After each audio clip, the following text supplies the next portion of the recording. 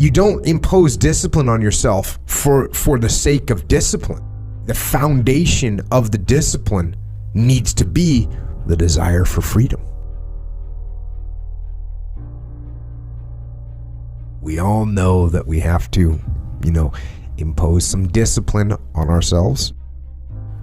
That means putting in the work. Means trying to get better. You don't impose discipline on yourself for the sake of discipline. That's going to be, you can do that. You can do that today. You can do that tomorrow. You can do that next week. But you can't do that for 2 years, 3 years. It needs to be, the foundation of the discipline needs to be the desire for freedom. That's what it has to be rooted in. At least that's for me. For me, that's what it's rooted in. And okay, discipline for the sake of discipline. That sounds cool, right? Sounds awesome. Dig into it a little bit. And what do you find? It's got to be discipline for freedom. And it's functional on the battlefield. And it's functional in your life. And if you have that attitude in life, hey, I'm going to work hard. I'm going to discipline myself. I'm going to submit in situations that require it now so that in the long run, I can get the freedom. So often people, they want the freedom right now. Freedom isn't going to come right now. You don't get it. You have to work for it. You have to fight for it. You have to impose discipline on your life so that you can end up with it. You have to work hard. You have to work hard to get to a point where you get the freedom. But if you don't work hard, you won't end up with it. You just won't. You'll always end up being a slave. You'll be a slave if you don't put discipline in your world. You gotta think about freedom. You gotta have that in the back of your mind, but you can't live your life thinking that it's gonna be given to you. No, it's not. Freedom isn't free, as they say. Freedom isn't free in a country, and freedom certainly isn't free in your own personal life. It's not free. I'm still trying to learn. I'm still trying to relearn even the same lessons after years of me looking at this stuff. When I made the decision, the conscious decision to become a warrior, I realized that my mentality had to be very different. And what that meant was I had to put myself through a bunch of crucibles to gain the warrior mentality. Some guys are born with it. I believe that. Some guys are born because they have some great childhood and their dad's tough on them and they build this mental toughness and this discipline in this kid.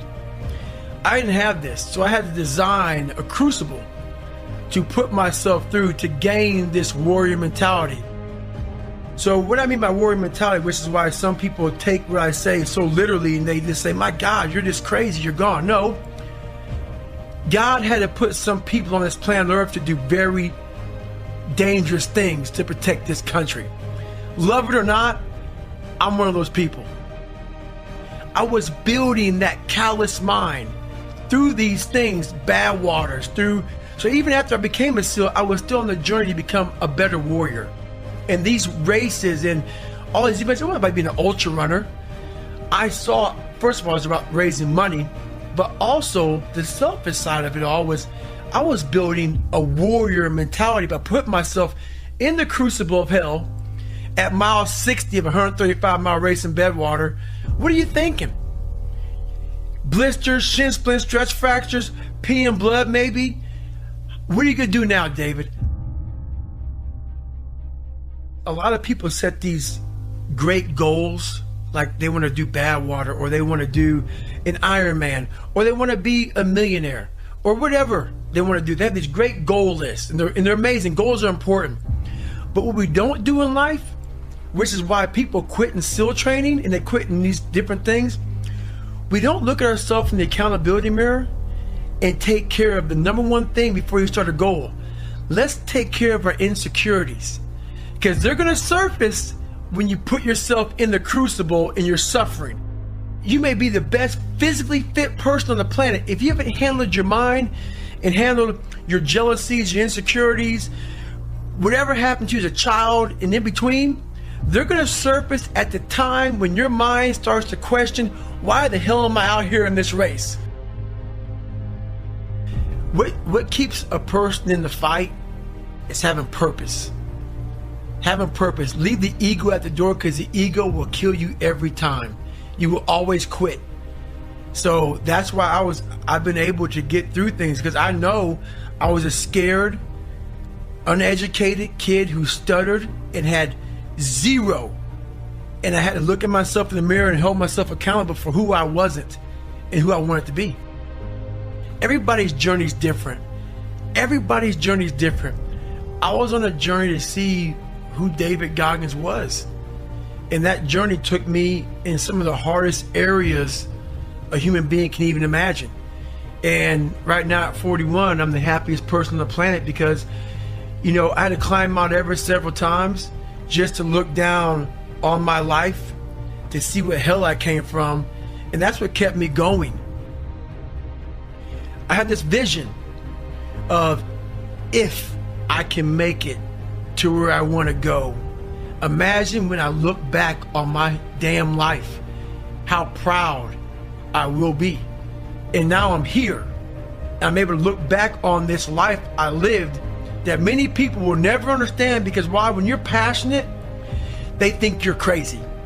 And you can't even explain to people why you're doing or why you did what you did, because you found your purpose. And once you found your purpose, you can't really explain it to normal people, because they don't understand passion, because they live everyday life just going, not really finding their purpose. So I become a foreign language to people. They think, so they put me in the category of, you're just crazy. No.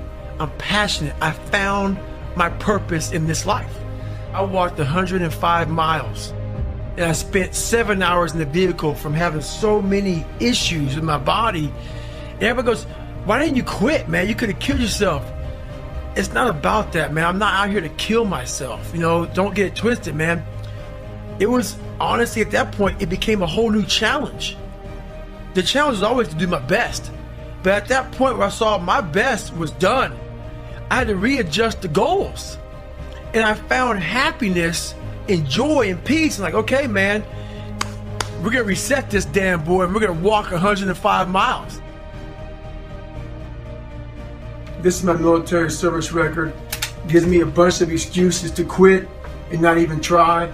From anything from 2 heart surgeries, thyroid issues, sickle cell, stress fractures, shin splints, numerous things that should have kept me on my back. Tons of endocrine issues. Long story short of it all, I never stopped and never gave up. I had a passion, I had a focus, and I kept driving on. Sickle cell is a horrible disease. It really is painful. I'm not gonna tell you all about it, I don't have enough time, but it should have kept me on my back. And basically, long story short, nobody gives a shit. You have to get in the fight, stay in the fight, see what you want, and attack it, and don't stop until you achieve your goals. So, once again, long story short, when you see something that you want and you're very passionate about it, go after it. Don't let anything stop you from getting it. And the only way you can set the example is you have to always be willing to work. I don't follow people who talk about what they used to do in life. I don't give a fuck what you used to do. I don't care, like, you know, you used to be the basketball. I don't care. What are you doing today? You may not be that person now, but what are you still doing to try to excel in life? And a lot of people now are talking. I hear so much talk. I don't hear a lot of work. There's a lot of people talking shit. I don't see the real suffering behind it, behind what you're saying. That's why everybody said, man, you talk with so much passion, because it's a real fucking place. It sucks to get up in the morning time. It was raining like cats and dogs. I don't want to get my shoes on and go run. But guess what? I got my shit on and ran.